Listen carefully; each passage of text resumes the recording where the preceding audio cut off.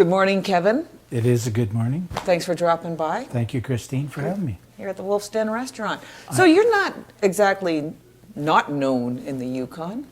People, you're a performer, you're a singer, you're a guitar player. You've dabbled in politics a little bit, but we won't hold that against you. That's okay. And, but this morning I want to ask you about something else because we have something in common. Yeah.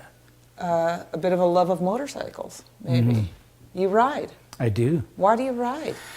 I've always wanted to ride. I would just like, when I grew up in North Bay, there was lots of motorcycles. And those were the early days of motorcycle gangs and that kind of thing that was happening in Canada. And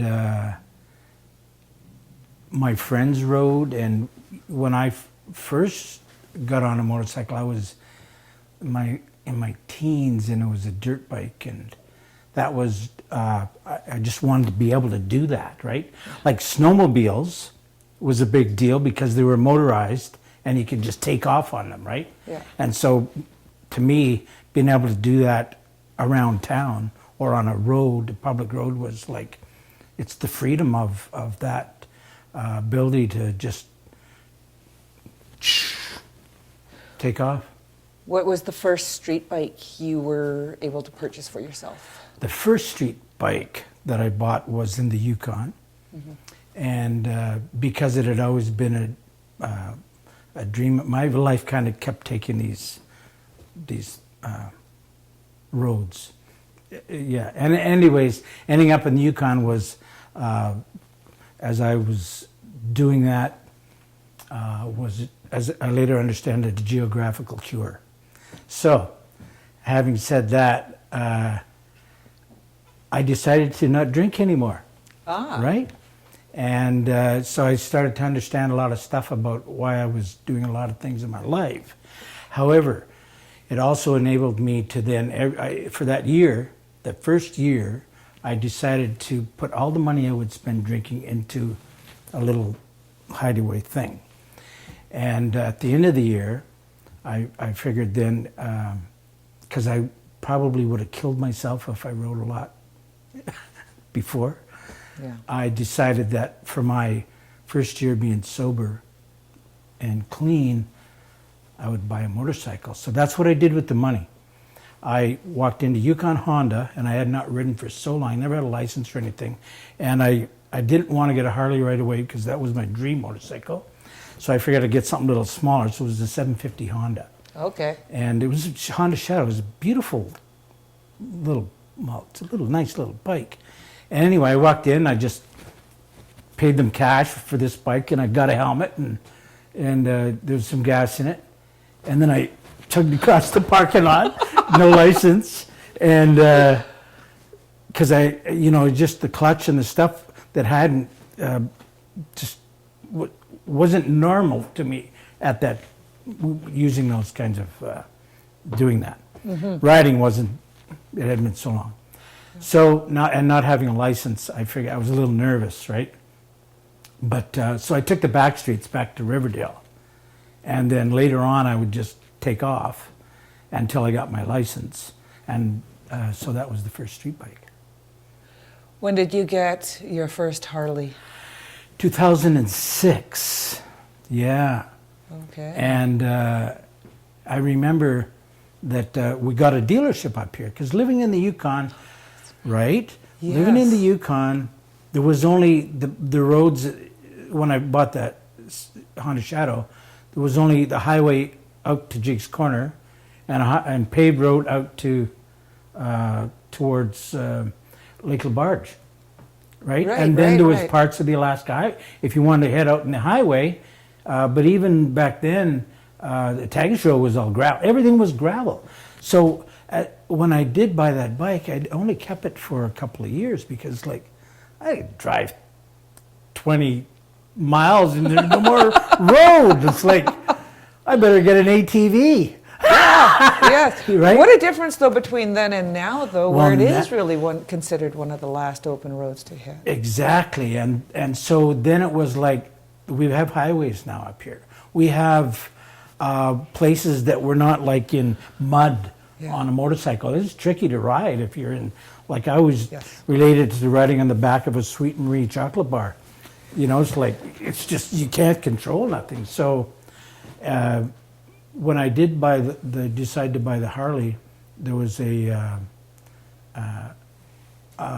ride that was going to Skagway, and anyway, we had got a dealership, and there was only a Sportster there. So, but I wanted to go the next day. So I said to the guy, I said, if you can have this ready for me for 9 o'clock in the morning, I'll buy it right now. And because in life, for me, it was like, I gotta start living more of the dreams that I've wanted to do. Yeah. And so that was the deal, to always have a Harley Davidson. I remember this dresser in North Bay, and back then a 1200 was the biggest, and it was just the most gorgeous thing. I just, you know, I was a kid, and I just couldn't believe what I was looking at. And this guy with long hair, and he got on this bike, and he took off, and I hear the sound. So it was like, just wanted to be able to do that. And so the guy said, I'll have it ready. And the next day we did the run to Skagway. I went there in the morning and did a run to Skagway. And later that year I totaled it, actually. Oh. And I was coming to town, and I was trying to find Les Johns. And he's my same clan as me. He's Deshitan. So and he's my brother in that way. And I'm going, geez, I wonder where he is. And I was coming around Spirit Lake Lodge, and I was on the what bike was it? The Harley. Yeah. Yeah.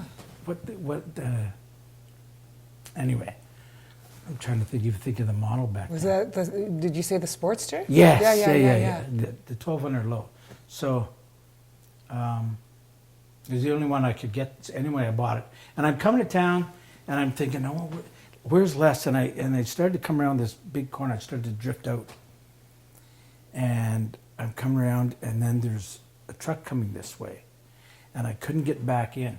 So I'm coming, and the truck's coming straight on, and I'm going, holy shit, I might die right now. It was highway speeds, right? And so I tried to get back in, and the bike wouldn't come back into the other lane. And the only option was the ditch, or I thought, this is all happening in split seconds. I said, if I stay here, he's going to go this way. And just as I thought that was a possibility, I saw another vehicle behind him. So I knew that, well, he might go this way, but then I'm going to head on. You know, I was doing about 100 kilometers an hour.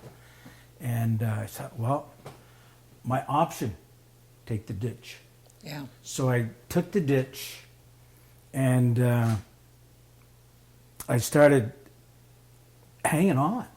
And I thought, holy jeez, I didn't go down, right? And I'm riding, and I'm through the ditch, and there was like willows and things, and I'm, holy, yeah! Like, I'm not swearing because it could be heard on bleep, bleep, bleep, bleep, bleep. And then, so then, I'm going to make it. I saw the brushes clear up and a gradual incline. Right at Spirit Lake Lodge, I thought, I'm going to get back on the highway. And I'm going, ah! And then, blah! I later realized as I was laying there and I heard this voice, are you all right? And, yeah! And it was this leg. So this leg had totally snapped at the ankle here. Yeah. And this was laying flat, and I could feel nothing. And the guy kept saying, if you're all right, raise your hand. So I raised my hand, and then who walks up and looks down at me is Les Johns. You found him. I found him, yeah. And so I said, Les, what the hell are you doing? And he said, yeah, I thought you were Kevin. And he said, so Yeah. by then the ambulance is coming. And I couldn't feel anything, and I was guessing shock. And I remember the nurse pulled over, and she said, lay down. I said, I looked, I could see my bike. A couple of friends said, hey, Kevin, your bike's up here. I said, yeah, I can see it. I said, I got to get to town, I said, right? And the nurse says, you're not going anywhere. I says, what do you mean I'm not going? I can see my bike looks pretty good. I said, I got to get going. She says, shut up and lay down. You got a broken leg and you're not going anywhere. And I got on a stretcher. They took me to the hospital. And so that bike there ended up being totaled to when I bought my then next one. And now you know why Bob Dylan was inspired to write that song, You Ain't Going Nowhere. 'Kay, he wrote that after he did a terrible motorcycle accident as well. Well, I knew that, when you ride a bike, because the story is that chances are you'll have at least one accident. If you survive it, you're good. Right? So I thought, right on, I've done my accident. And I went and ordered an 07 Deluxe. What were you wearing? Just jeans. Yeah. Yeah, and a leather jacket and stuff like that. But do you wear more armor now? No. No. All the gear, all the I already time. had my accident. That's your armor. Yeah. Okay. Yeah, you got to believe that. You know what I mean? You can't. I'm not. I gotta ATCAT all the gear all the time. Yeah. No. Okay. No. If I could not wear a helmet, I would not wear a helmet. Really? Yeah. Okay. Yeah. Because it might be a little bit different that way. I guess the air and the freedom of just that. It's like I know for me, I want to know that I can keep riding. I had my accident. I don't know. Maybe that's crazy or not, but Yeah. yeah, I just love that. The freedom of being in the open air. I love riding down the highway, and you smell every smells.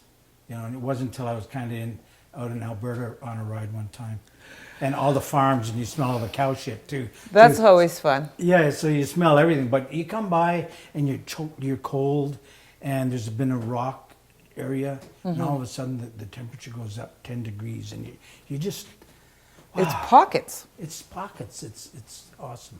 Do you ever get into where you're riding and all you can smell are the beautiful wildflowers and the soil and the rain? Yeah. And then because you go, the most natural reaction, but then boom, there's all the nasty smells on the side of the road too. Yeah. When I bought that 07, I decided I was going to go for 4 months for a ride. Yeah. So it came in, and I took off. I left the Yukon. It was May 15th, so up here we still have snow, but the highways were kind of clear. So I figured I would ride out. Yeah. And actually, by the time I got to somewhere in Saskatchewan, there was a hurricane, and I woke up to a foot of snow. I just stayed in the motel for a couple of days, then it melted. But I was in rain till I hit Kenora. So that ride was nothing but cold. And when I finally felt the sun again, like that's after about 2,000 miles, it was like, it's so beautiful, eh? Yeah. What are you riding now? I sold my bike in the springtime, and I want to get a Road King this summer. Yeah. So your motorcycle after that is going to be a Yamaha. Not likely. Not likely. It'll be a Road King. Is that you're going to use it for distance riding? Looking forward to the restrictions? That's what I really like to do. I don't like to ride. I like to go for trips. Yeah. Like a month at a time or something like that. I don't ride in and out of town here because it's 200 clicks in and out of town to go for coffee, but I do look forward to when we can just take off, and yeah. Thanks for joining us this morning, Kevin. Thank you. Keep the rubber side down. I will. Right on. Yeah.